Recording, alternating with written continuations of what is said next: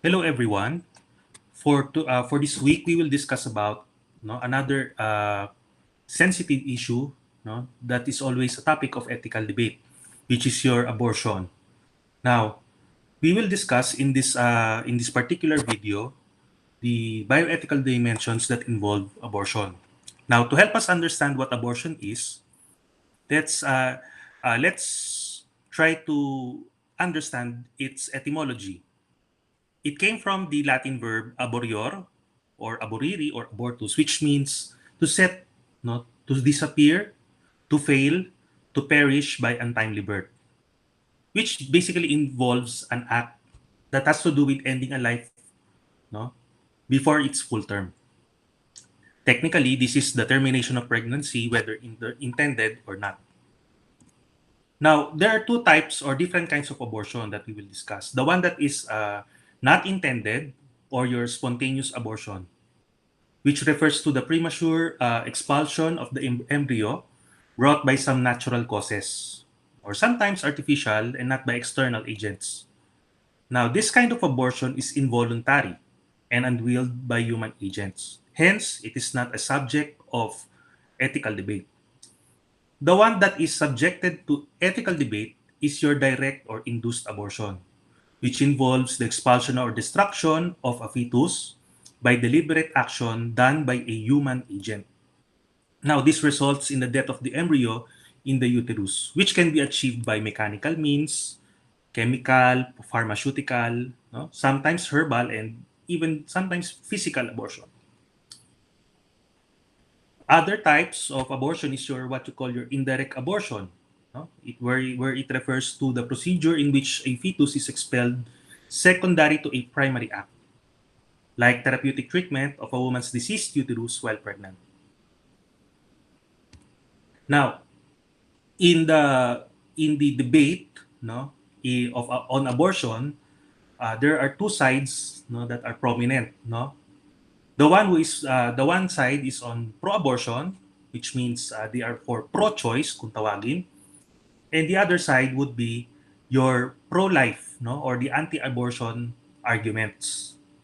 Now, I will discuss the two sides, no, and their arguments and their motivations for pushing for or going against abortion.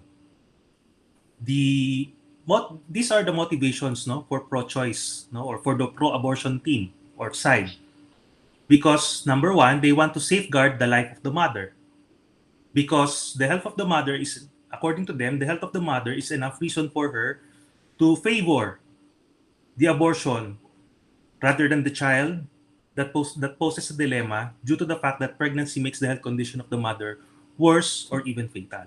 So according to them, pregnancies sometimes bring about a life-threatening condition which may warrant abortion on the part, no, of the mother for her consideration of her health and safety.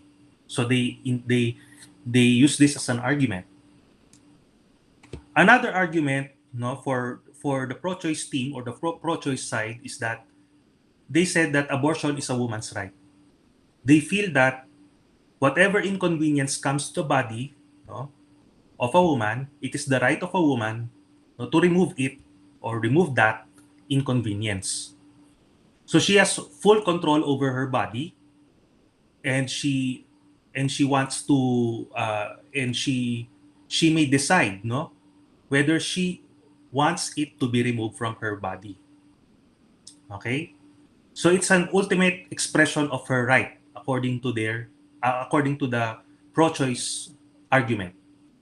Okay. Next would be abortion is also an expression of a woman's freedom, according to the pro-choice argument, because having sex and bearing the product of sex, which is conception or pregnancy, doesn't really give the woman the ultimate expression, no, of her sexual freedom.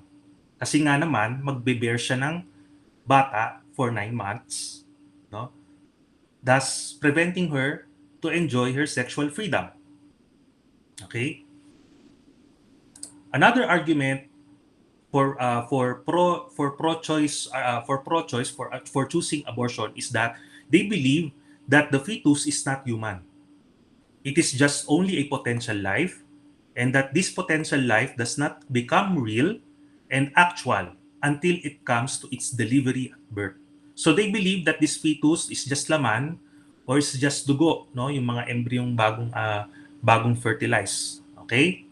So that by ascribing this fetus as potential life, their rights cannot be claimed as a human because they cannot function as a human person. Next, some pro-abortion said or argued that they want abortion because of the unwanted child syndrome. So for those who have unplanned pregnancy, they believe that abortion is one way to get out of that unwanted pregnancy, because they view the child as a burden and liability.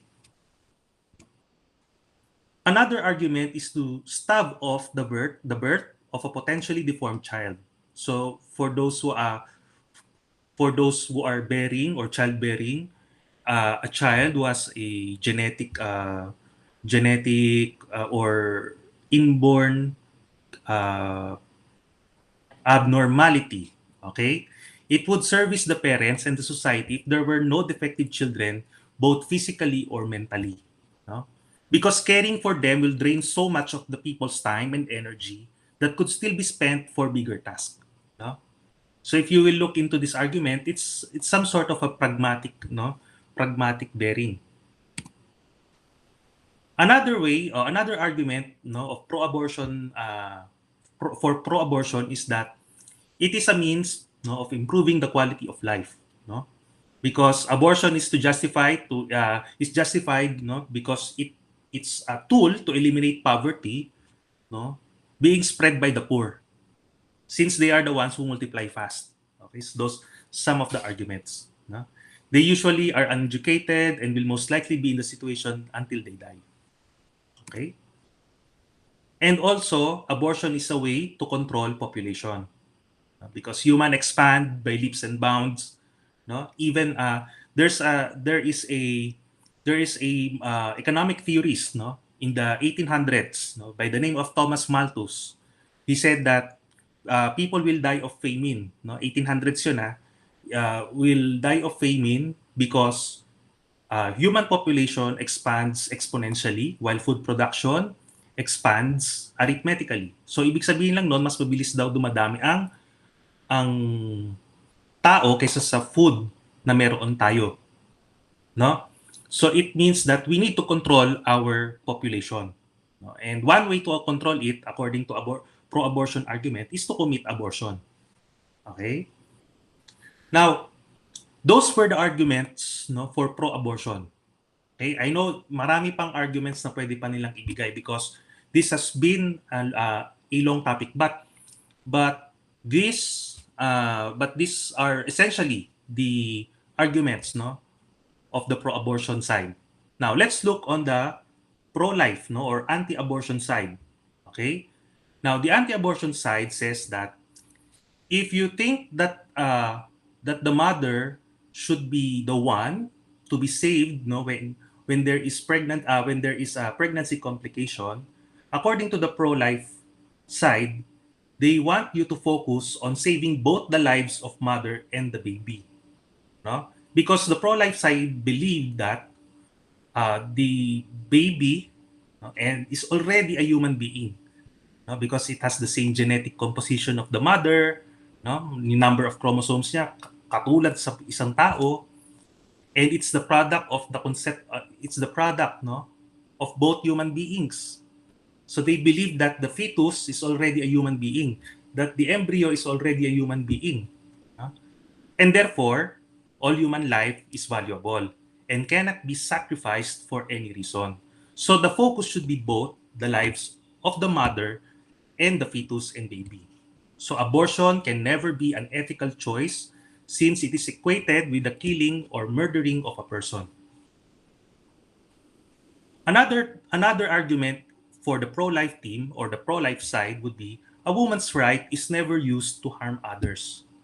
no? Sabi ko nga dati na when we discussed about categorical imperatives, no, or the universal law, if you want something to be done unto you, or you want something to be universal, no, you should will it to yourself, no. You're right. If it has to be universal, it should be willed upon you. If that right would harm you, definitely you don't want that to happen to you. So ganun din sa refutation sa woman's right, no? A woman's right, no, should never be used to harm others, because killing the fetus according to them is another crime, and a pregnant woman can fully participate in the social and political affairs, no? Hindi po hindrance ang pagiging pregnant, no? Dahil marami naman tayong nakikita na pregnant na nagtatrabaho, pregnant na nakakapag-socialize, no? Even pregnant na mga politician, right? Another type of or another argument for pro-life, no, it will be the woman's sexual freedom does not include that of the destruction of the fetus, no? Now, nature gave the woman the capability to care for a vulnerable and tender new person, and giving birth is not a sign of male domination. Again, I will repeat, no, there's no there is no gender domination. There should be no gender domination, no. uh, all of our roles are complementary. No? One role, or the one role may be able to do the other, but some roles may not be done by male or females both at the same time. So giving birth is not actually a sign of male domination, but rather it's a complementary process. No? It's a complementary role between the two sexes, and thus should not be viewed, no, na ang pag-give birth, okay, ay sign of weakness and should resort to abortion. Hindi daw dapat ganon according to the pro-life team. Third, the next argument is that the fetus is truly human. No? Sabi nga natin kanina, ontologically speaking, functionally speaking, biologically speaking, the fetus is already a human being. Okay? So, the next argument is that everyone deserves to be loved.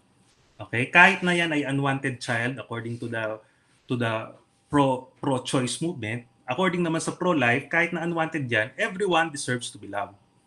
Because children are supposed to be assets, no? Or to be viewed, no, as some treasure that you have, and not as burdens, because they are gifts, no?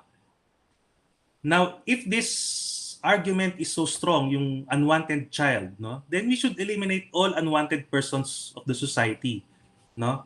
Sabi ng pro-life movement, bakit nyo pinag-iinitan ang isang fetus, no? Well, there are a lot of people who are unwanted, no? I-abort na lang din ng buhay nila para mabawasan ng unwanted people if you want it to be that way. Next is that, according to the pro-life movement, life can be enjoyed by anyone. No? Magkaroon man siya ng abnormality, no? Kahit ipanganak siya na mayroong genetic abnormality, may karapatan din siyang mabuhay at mag-enjoy ng buhay niya. Okay? Just like you are enjoying your life. Because when these abnormal children, quote-unquote, when truly cared for, can also have a beautiful and meaningful existence according to the pro-life movement, no? If you have watched several videos, no, may mga taong may Down syndrome pero mga political leaders. Okay? So no one has the right to conclude that a deformed life is devoid of life. Next, abortion is never a guarantee for ensuring the quality of life. There were no objective studies to tell that richness can be achieved when the society is pro-abortion, no? Or the population is small. No? Actually, abortion in one study, I'll quote the study of Ma'am Galang, can cause some distress, no, on the part of the mother. No? It can cause some distress, psychological, no, emotional stress on the part of the mother. And when abortion is not done right, then it can cause physical or physiological complications. Next, well, according to the pro-life movement, we recognize that our population is growing, but this can be effectively achieved without destroying lives. No? Population control can be done by natural family planning, as advocated by the Catholic Church, no? Or if we use artificial planning method, family planning method, we can also use that if done properly. We can achieve population control. And that's the end of my discussion for this week. Hope you learned from me, and I hope that you have takeaways from this discussion. If you have if you reflect on what you have been studying for these past 2 years, we are caring for patients from womb to tomb. So our stand should be to take care of life from the moment it is conceived until it dies. Okay, so you all know what should be our stand on this. With that, I hope that you have a great week and you can message me on my messenger. Thank you.